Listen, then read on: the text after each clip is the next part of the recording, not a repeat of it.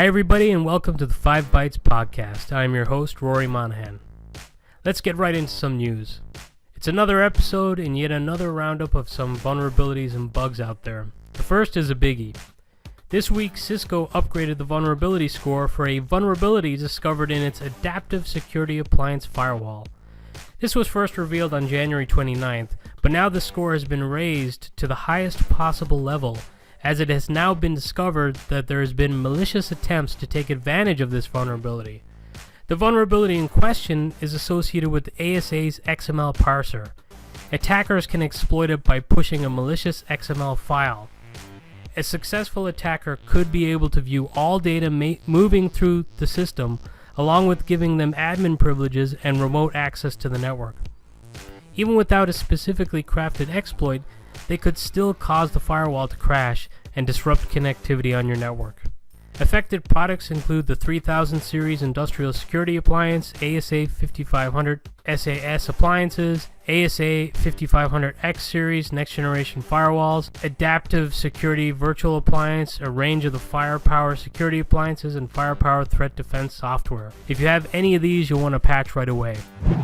A Wordpress bug has also been revealed. This one is less pressing from a security standpoint right now, but it is one you'll want to address quickly.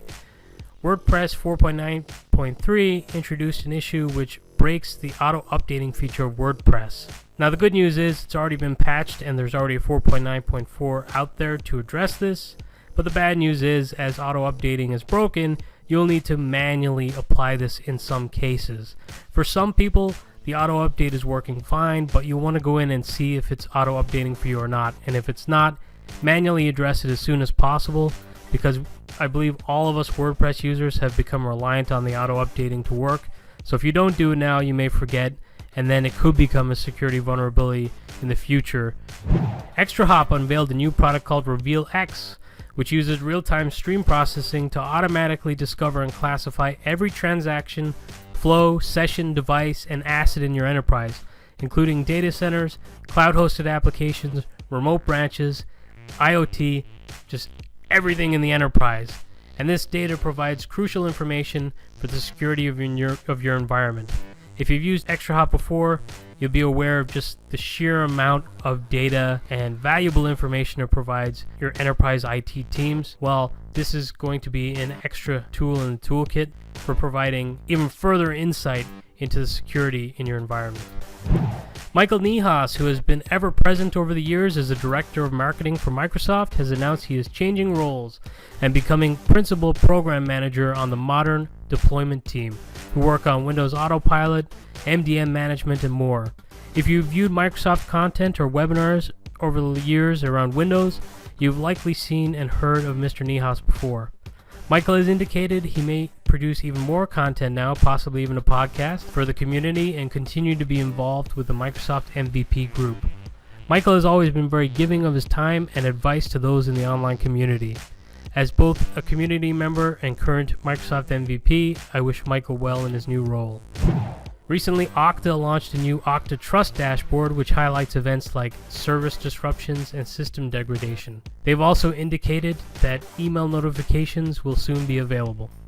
In other news, Mozilla have announced a new feature coming to Firefox 59, which is due out soon. This privacy feature will strip refer URL paths when run in private mode. This is significant as these paths, which web admins use for analytics, can sometimes contain sensitive information like identifiers in them. Firefox 59 will strip out those identifiers, making for a safer web. Microsoft's Bounty Bug program for Windows Insider Preview now covers Windows Insider Preview fast. It also has significantly clearer and fairer terms in the blog post, as well as a more transparent payout table. Citrix has released Cumulative Update 5 for XenApp 7.6 LTSR. And now for this episode's Hot Jobs. TechTarget have listed various different opportunities across many different geographic locations. Interestingly, there's also a couple involved with BrianMadden.com as editor and writer. So if you're thinking of possibly branching out into the writing side, this could be a great opportunity. A former colleague of mine who I really enjoyed working with, Rick Dillinger, has a team at Citrix, and they're looking for a principal platform solution architect. This would be a really exciting opportunity to work with a really great team at Citrix. Also, Fedora are looking for a program manager. Fedora is one of my favorite flavors of Linux, and this sounds like it would be a pretty cool opportunity. Now for this episode's scripts, tricks, and tips. Dane Young recently posted a cool user experience demo of using Computing RX HDX with multiple displays using Citrix sessions on a Raspberry Pi. Check that out because I know it's been a challenge for those trying to use Raspberry Pis as like thin client devices with multiple displays. Dane's demo shows a very rich user experience with those multiple displays, so definitely worth checking that out.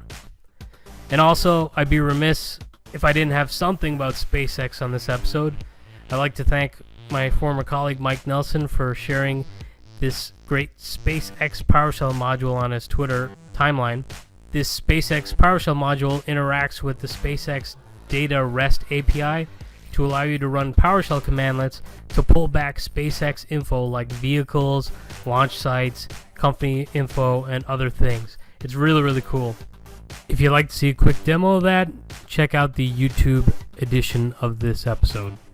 As always, all reference links can be found in the YouTube description as well as on my site, rorymon.com. And that's it for another episode. As always, thank you very much for listening.